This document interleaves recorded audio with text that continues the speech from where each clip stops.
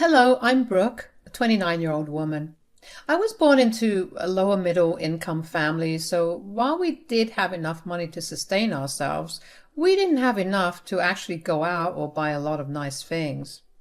With that in mind, I always worked really hard to get to where I am right now.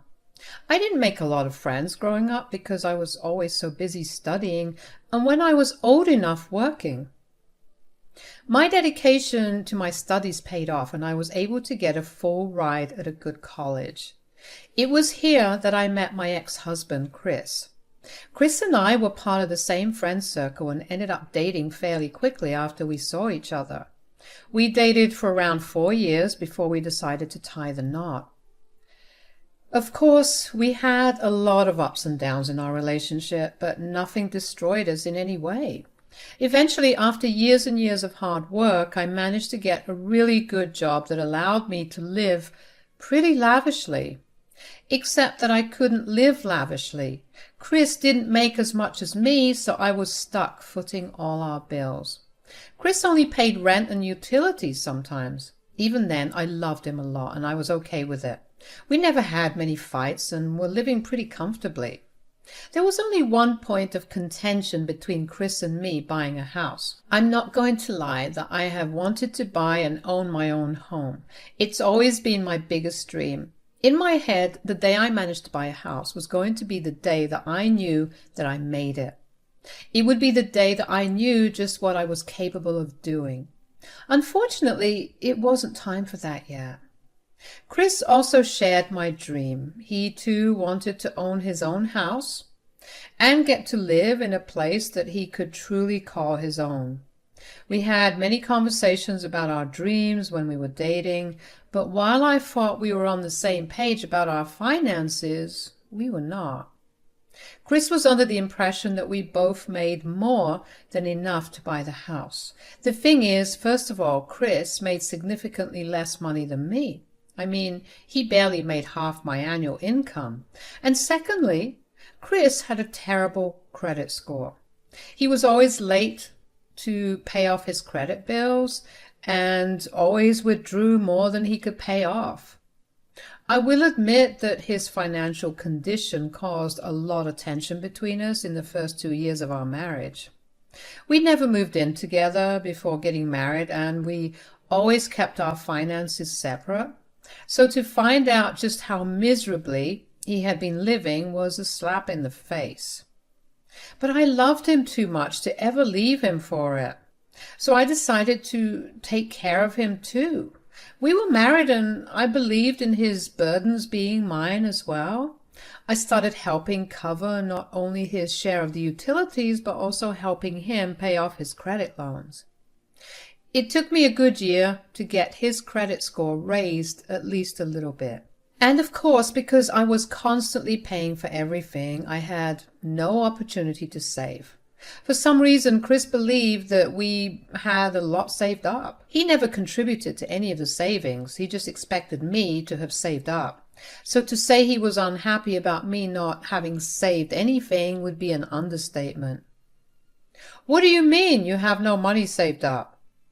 I mean exactly that. How? How can that even be possible? You can't be serious. Did you even contribute to saving anything? Oh, come on. You know that I never had that kind of money to spare. Right, and neither did I. Explain to me how that is even possible. You make double what I make. Well, you have a crap ton of debt and barely contribute to our living expenses. Everything I earn goes into making sure we live well. I didn't ask to live well. I don't mind living frugally. That's the biggest lie I ever heard. The one time I tried to save on money and bought all the generic named products, you made such a big fuss about it. And before you say that I hadn't told you about making the switch, I very much did. You even agreed to it back then. That week was hell for me because all you did was whine and complain. So you definitely can't tell me that you can live frugally. So are you trying to say that I'm the reason we can't buy our own house? I'm not saying that, Chris. I'm just saying that it will take longer than expected. How much longer are we going to have to rent? With the money we're paying in rent, we can easily make a down payment for a new house. It's really not as easy as that. But why do you need a house right away?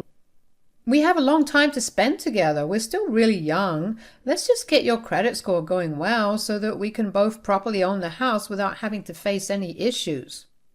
I will make sure that we will start house hunting the second we're both doing well with our credit scores.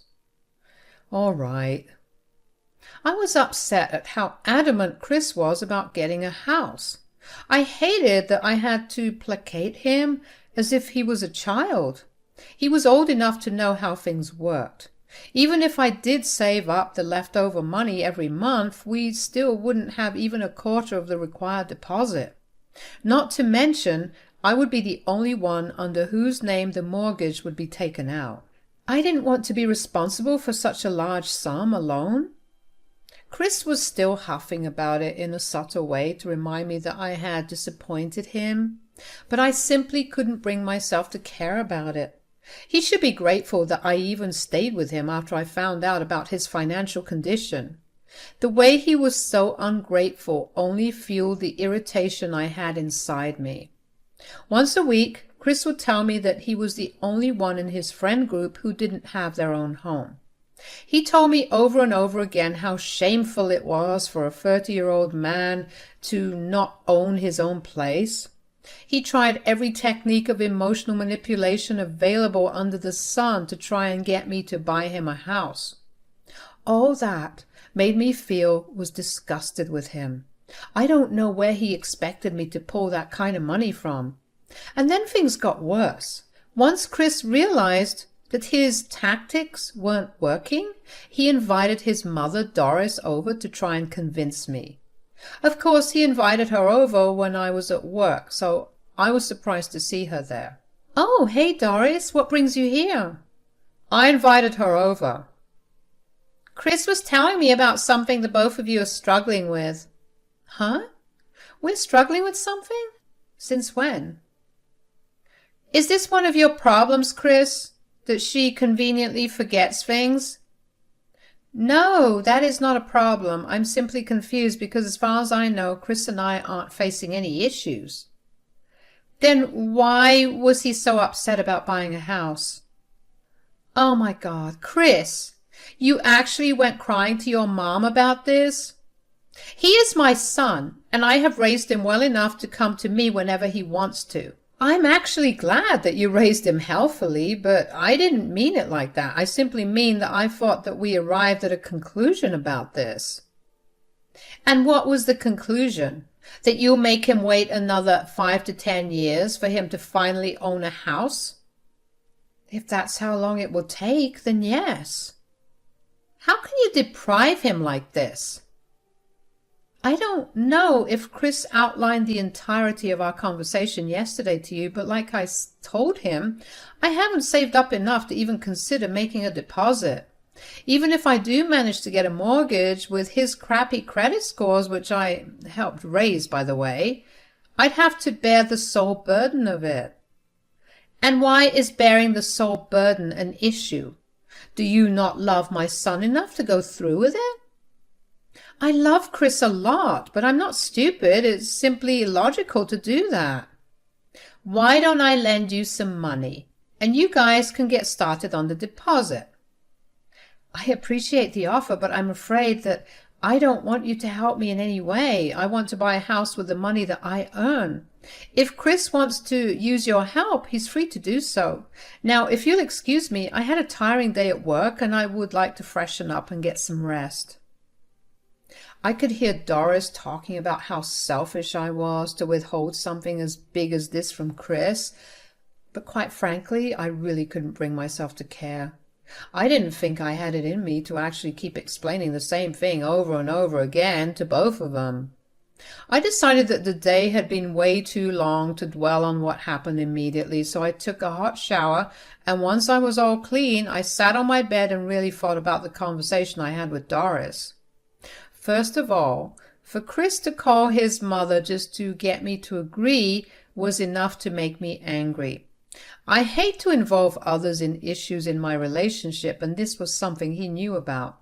The fact that he thought involving his mother in this would change my mind made me feel a little disgusted at how desperate he was to own a house, that too only because he wanted to be like all his friends. If he wanted to be like all his friends, he should probably have tried and worked as hard as they did. They had money because they worked for it. Chris was satisfied with the minimum wage desk job that he had since he graduated college. He saw no reason to try and get a better job. I did, to get him to change jobs and find better opportunities, but he got too comfortable with his work. The thought of changing seemed like too big a hassle.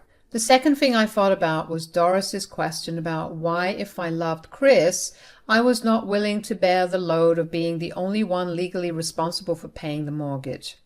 Again, because I did not want to involve her in the intimate and personal aspects of our relationship, I did not answer that. The truth was that Chris was very irresponsible with even what little money he earned. If we were to take out a mortgage, I would need him to contribute his part, or else we'd have our dream home but no food.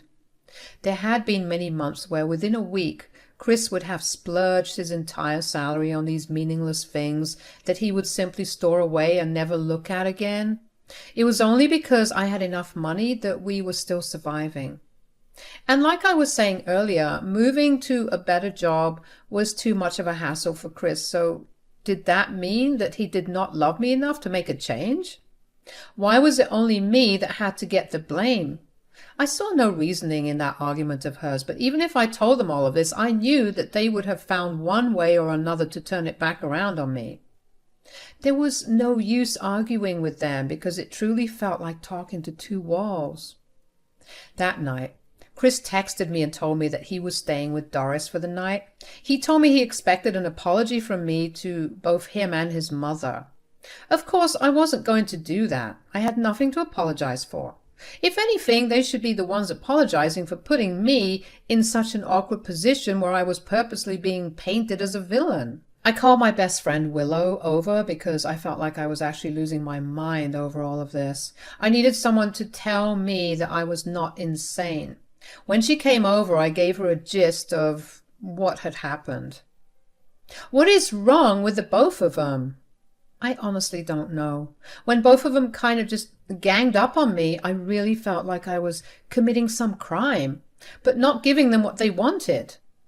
Oh, sweetie, no, you're perfectly sound in your reasoning. Right? If Chris had even waited a year, just enough time for me to save a good enough amount, I wouldn't have to be here. Why does he want his things right then and there? Has he always been this way? Now that I think about it, yeah. It was either he got his way or I had to deal with his tantrums. That's not healthy. Did you talk to him about it? I did at the start of our relationship, but that clearly did nothing. I guess I learned how to deal with it. This, however, is not just something I can deal with. Well, what happens when he doesn't get what he wants? He either sulks for days, and I have to make it up to him in some grand gesture, or he gets what he wants somehow. I have never bothered to ask him how he got things, but I bet it has to do with Doris. Oh, definitely. But don't you think that Doris might try to do something to get him that house? I see no way for her to do anything like that. Unless, obviously, she takes a mortgage out in her name, but she already has a mortgage to pay off. I don't know what she'll do, but I know that something smells fishy. They will get it some way or another. What Willow was saying did make sense. She did actually point out something that I hadn't thought about. I didn't want to think that Doris and Chris were capable of doing something so crappy that I needed to be prepared for it, but I also knew that it was better to be safe than sorry. Chris didn't come back home the next day either, so Willow and I decided to go and buy some hidden cameras and plant them all around the house. Thankfully, I could access all the footage from my phone, so I got to see whatever I wanted, whenever I wanted. I will admit that at that time I still felt guilty about planting cameras around the house without Chris's consent, but Willow reminded me that this was a safety measure to ensure that nothing harmed me in any way. Even what I knew of Doris, I knew that she was always ready to play dirty to get what she wanted. Even at our wedding reception, there was a slight miscommunication with one of our caterers, and Doris did not hesitate to file complaints with their higher bosses for us to have had a good enough discount. So I knew that if it meant bribing or yelling at someone, Doris would have no problem doing it. Chris came back home the next day, but he refused to talk to me. Of course, I didn't want to talk to him either because I had no reason to cave in at first. And that was how it was for the next few days. Chris slept in the guest bedroom and avoided me at all costs. I did notice one thing, though, and that was the fact that Doris seemed to be coming over a lot more. Initially, I only heard him talking to her on the phone a lot. I tried to watch the camera footage, but Chris barely said much during those calls and seemed to only be listening to whatever Doris was saying. When Doris did come over, the two of them would lock themselves in the guest bedroom for hours and discuss something in hushed voices. So I obviously went over the footage of the camera to see what was going on in there. Most of the days, they were only talking smack about me. It hurt to hear Chris talk about me so rudely, and like he didn't care about me at all. It put things in a different perspective to me, and I guess I knew at that moment that I wanted to get out of our relationship. There was one conversation of theirs that really caught my eye. "So, have you spoken to her?" "No, why should I? She hasn't apologized to us." "That's good. You should never give in, or she'll think that she has all the power." "I just don't like this, though. I didn't think we'd ever be this way." "Oh, honey, some people only show you their true colors after you marry them. They know that once they've got you, there's no reason to keep being the way they were." That's so messed up. I'm not even asking for anything big. I just want us to stop paying rent and live in our own place. "Oh, I know. I was in the same position with your dad." "Really? What did you do?" "At first, we fought a lot, just like you and Brooke right now. But then I tricked him." "Tricked him?" "Oh, yeah. And I'll do just that with you." "What do you mean? What kind of tricks?" "Just wait until tomorrow. You'll understand everything. You just have to promise to do whatever I say. If you do what I say, you'll have that house that you want." "All right. I'll do whatever you want." My heart raced at the thought of me being right. I knew that Doris would do something, but even after watching the recording, I didn't know what exactly. Just like Chris, I too had to wait to find out what her big plan was going to be. The next day, however, I was completely swamped by work, so I had no way of monitoring what was going on at home. By the time I got back home, I was so tired that I was just ready to fall asleep. That was when Chris walked into the door all happy and sat down on the couch next to me. He pulled me into a hug, and I was so confused by his shift in behavior. Then I remembered that something must have happened for him to be this happy. I made an excuse about needing to wash up and ran back to our room. I quickly looked at the recording and realized that Doris had forged some documents to get Chris the house. I looked through my bank accounts and realized that the mortgage had been taken out in my name. She had Chris forge everything and potentially ruin my credit, all because Chris wanted something. I was furious, but I knew that it was too late in the night to get anything done. The next morning I took a day off work to find a lawyer. I updated Willow on everything, and she accompanied me. We filed for forgery and got all the legal things worked out. When I went back home, Chris still looked like he was on cloud 9. Doris was also there, and she looked smug. "Brooke, you didn't go to work today?" "No, I needed to get some things sorted out." "Oh, what is it?" "Chris, tell her the good news." "What good news?" "We're getting a house." "How is that even possible?" "That doesn't matter. Mom found a way to make it happen." "Right, by forging documents in my name?" "What?" "Don't even try to play dumb right now. I know about what you guys did. How did you even think that something that stupid would work? Look, all that matters is that we will soon have our house. Did you really want a house so bad that you were willing to commit a crime for it? How fragile and big is your ego? I just want us to have a good life. If that's an issue, then you have some things to work through. Accusing me of having a fragile ego is unnecessary. Forget that, but I am accusing you of committing a crime. What do you have to say about that, huh? Saying that you wanted a better life for us is not a justification a judge would like to hear. Whatever. There's no way for you to prove what we did. Really?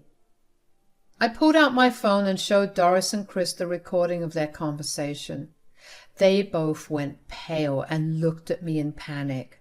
I just smiled at them and told them that I had already spoken to a lawyer who had helped me press charges against them.